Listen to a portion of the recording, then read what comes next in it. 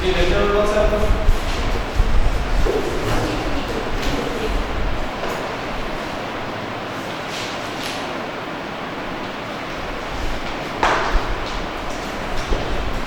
क्या text lecture 63 जो होगा सेल्स आपके साथ चैप्टर 23 है वो सेल्स में रहेगा।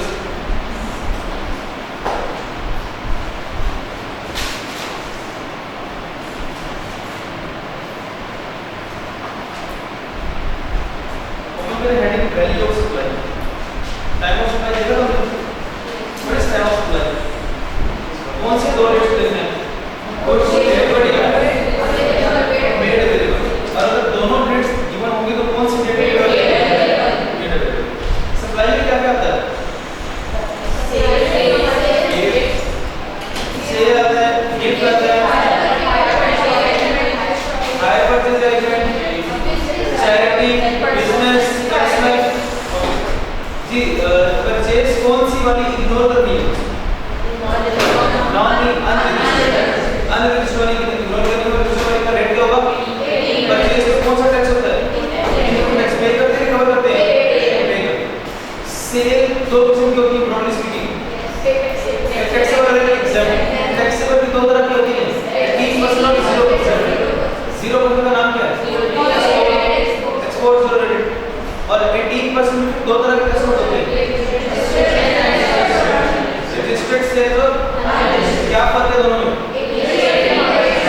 रजिस्टर्ड पर 18% 18% प्लस 4% का नाम क्या है further tax add further tax. क्या आपको पैटर्न याद है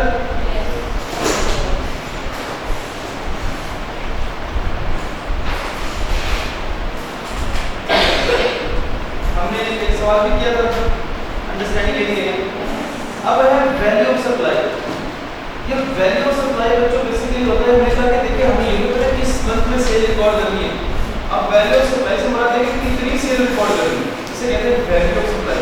तो वैल्यू ऑफ सप्लाई का देखिए other than third scalable item other than third scalable item आपको कैसे पता चलेगा तो आइटम थर्ड स्केलेबल है कि नहीं वो बताएगा। अच्छा थर्ड स्केलेबल के लिए वैल्यू क्या रहेगी कितना बताया हुआ पहला पहला sales tax third scalable item की कौन सी अमाउंट पर सेल्स टैक्स लगता था रिटेल प्राइस पे इसमें लगता रिटेल प्राइस कैसे कैलकुलेट होगी परचेज प्राइस सारे खर्चे प्लस प्रॉफिट मार्जिन 160 का खर्चा हुआ था 40 रुपए का प्रॉफिट ऐड किया तो 200 रुपए का नाम क्या रखा था रिटेल प्राइस उस पे 18% लगाया था 36 क्या था सेल्स टैक्स 236 कौन पे कर रहा था end consumer ultimate sales tax का बर्डन किस पे आता है एंड कंज्यूमर। तो थर्ड स्केलेबल पे वो था। अब अगर कोई product other than third scalable है उसकी कितनी अमाउंट ऑफ सेल रिकॉर्ड करनी है वैल्यू ऑफ सप्लाई का मतलब क्या अमाउंट ऑफ सेल। ठीक देखिए सेल जनवरी में रिकॉर्ड करनी है फेब्रुअरी में मतलब पता है लेकिन कितनी रिकॉर्ड करनी है वो देंगे।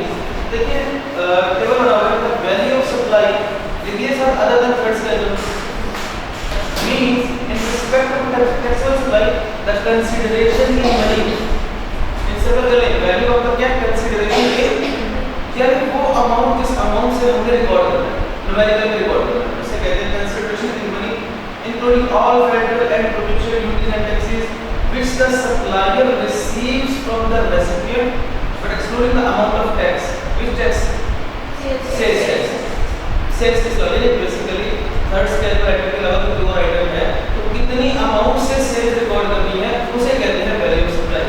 ये टेबल याद है और ये टेबल मैं आपको बताऊंगा परेशान हो पढ़ते हैं सिनेरियो और फिर वैल्यू ऑफ सप्लाई। अब ये बताएं वैल्यू ऑफ सप्लाई का मतलब क्या है वो अमाउंट से रिकॉर्ड करना है।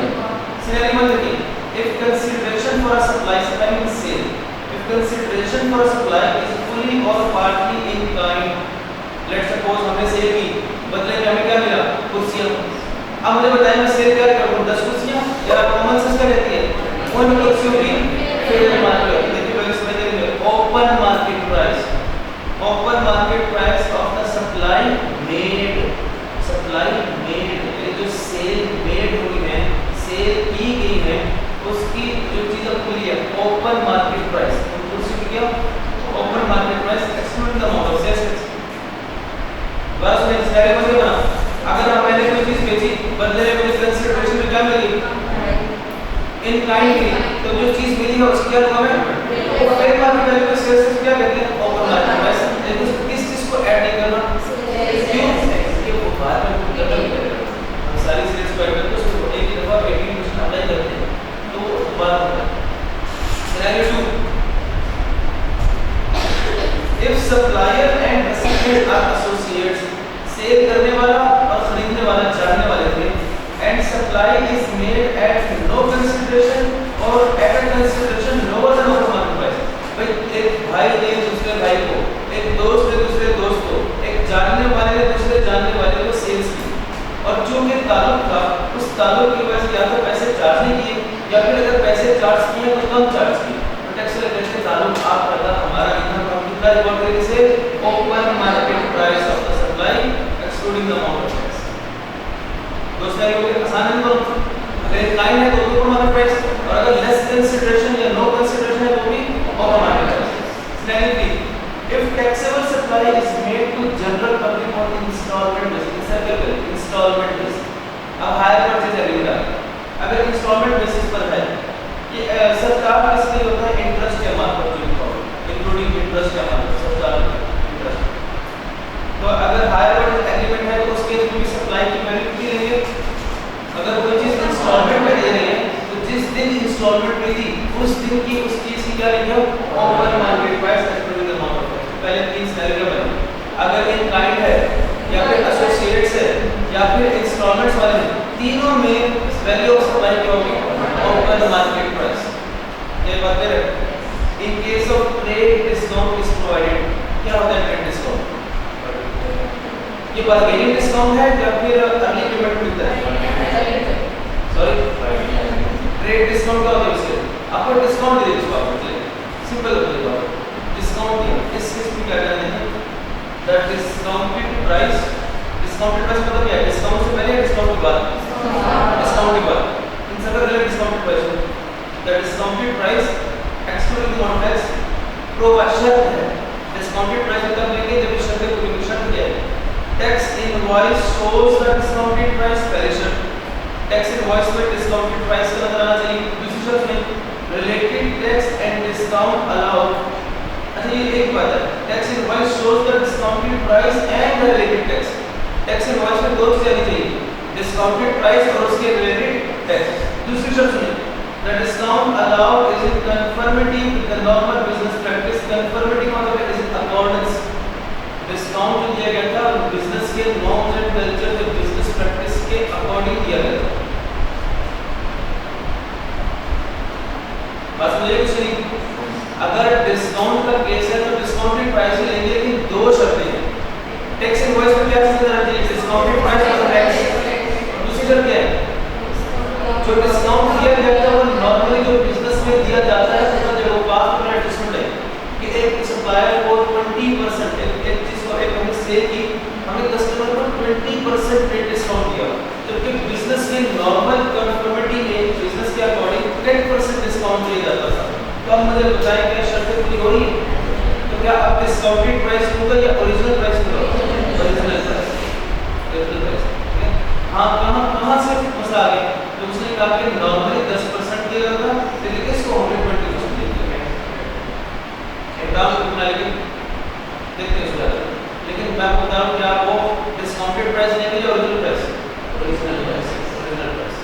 क्लास में number 5, in case of a special nature of transaction where it is difficult to determine value supply, क्या अगर कोई ऐसी ट्रांजैक्शन थी स्पेशल नेचर की जिसमें हम पता नहीं लगा पा रहे थे कि ये वैल्यू सप्लाई कितनी होनी चाहिए, अगर कोई ऐसा सिनेरियो पेपर में आते हैं इसके आपका न्यूमेरिकल बेस करता है इसके लेवल तो ऐसी सप्लाई आ गई जिसमें हम वैल्यू को डिटरमाइन नहीं कर सकते, तो भी क्या लेंगे open market price, open market price.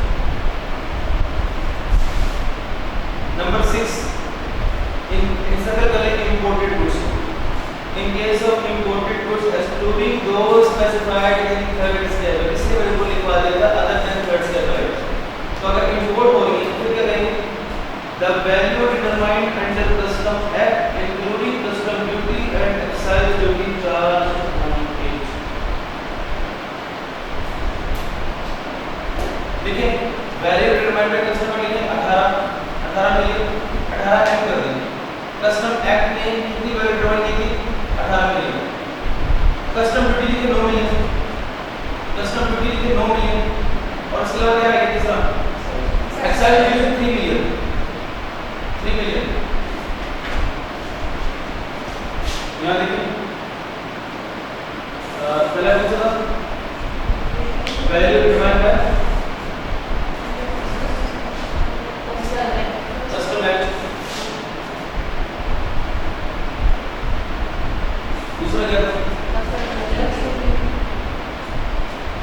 Custom duty. तीसरा एक्साइज ड्यूटी। ये केस कौन सा है इंपॉर्टेंट कौन सा है थर्ड स्टेज वाला। थर्ड स्टेज में कितना था 18 मिलियन 9 मिलियन 3 मिलियन। तो ये टोटल आंसर कितना आया 30 मिलियन। का नाम होगा वैल्यू ऑफ सप्लाई यूएस कहते हैं value of supply 30 million important case. तो ये आपको कैसे पता चलेगा एक्साइज ड्यूटी कस्टम ड्यूटी और वैल्यू डिटरमाइंड कस्टम एक्ट नहीं है पेपर में नहीं करना। और अगर इसमें let's suppose value determined by custom act दिया हुआ है कस्टम ड्यूटी दी है एक्साइज ड्यूटी नहीं दी तो क्या करेंगे एक्साइज ड्यूटी इग्नोर करेंगे। जो चीज गिवन होता है ऐड कर देंगे। तीन में से अगर एक भी गिवन है तो वो भी वैल्यू तीनों गिवन है तो ऐड कर दो। सीरियस नहीं होगी अच्छा डिटरमाइंड को हम बताते हैं। सिनेरियो आप बता दीजिए। पहला है इन गाइड वाला दूसरा है एसोसिएट वाला तीसरा है इंस्टॉलमेंट वाला चौथा डिस्काउंट पांचवा स्पेशल लेक्चर छठा इम्पोर्ट। जो पहला इन गाइड वाला है उसमें जो दूसरा एसोसिएट वाला है जो तीसरा इंस्टॉलमेंट वाला है जो चौथा स्पेशल लेक्चर वाला है सो डिस्काउंट वाला है। डिस्काउंट प्राइस शर्तें क्या है दो टैक्स इनवॉइस में relate discounted price and related टैक्सों को और discounted in accordance with business nature किया गया। नंबर 5 कौन सा था स्पेशल नेचर ऑफ ट्रांजैक्शन जहां वैल्यू सप्लाई का पता नहीं चलता था उसमें क्या लिया नंबर 6 था इंपोर्टेड गुड्स। इंपोर्टेड गुड्स के केस में तीन चीजें value determined by custom act custom duty excise duty. यहां पे बात करें अगर यहां पे बात करें नेक्स्ट पेज पर एक क्वेश्चन लिखा हुआ comment how the value of supply will be determined in following independent scenarios. Answer का हाथ रखो 2 मिनट दे रहा हूं 1 2 3 4 5 5 पॉइंट्स लिखिए पांचों के साथ नंबर लिखिए जो टेबल में नंबर्स का पहले 6 में से कौन सा वाला लिंक करें।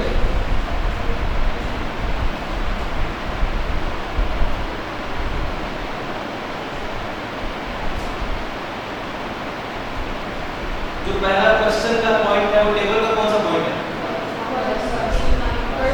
इनकाइंड वाला फर्स्ट है लिखो साथ फर्स्ट इसी तरह मेंशन कर दीजिए। दूसरा पढ़े बताया मुझे वैल्यू सप्लाई कितनी होगी 4 मिलियन का देखिए बीओएस। चलो मैं पढ़ दूं सिनेरियो 1 किया sold car to college market price of car is 2 million in consideration Kia received 1.5 million cash and shares having fair market value of 0.4 million। मुझे बताएं ओवरऑल सेल कितनी रिकॉर्ड करो 2 मिलियन की कितनी दे दी 1.5 plus 0.4 1.9 million is the value of supply। Table बना table का point 1। Number 2 Ali sold goods to his cousin for rupees 3 million however the fair market value of the good is 4 million। cousin के साथ देखते हैं associate तो अगर associate को तो भी कितने लिए open market price which is 4 million के साथ लेते हैं बीओएस वैल्यू ऑफ सप्लाई। तो हमारे टेबल का नंबर 2 नंबर 3 पढ़ते हैं Farid motors sold by one of its customer for rupees 1,10,000 और इंस्टॉलमेंट से Farid motors normally sell such bike for 1 lakh such bike for 1 lakh का मतलब है जो ओपन मार्केट प्राइस है POS 1 लाख, वैल्यू इसमें कितनी होगी 1 लाख। पॉइंट नंबर कौन सा मार्केटेबल का 3 है। Number 4 Sameer electronics sold 7 ACs at a discounted price of 1,80,000. The fair market value of AC is worth rupees 2 lakh.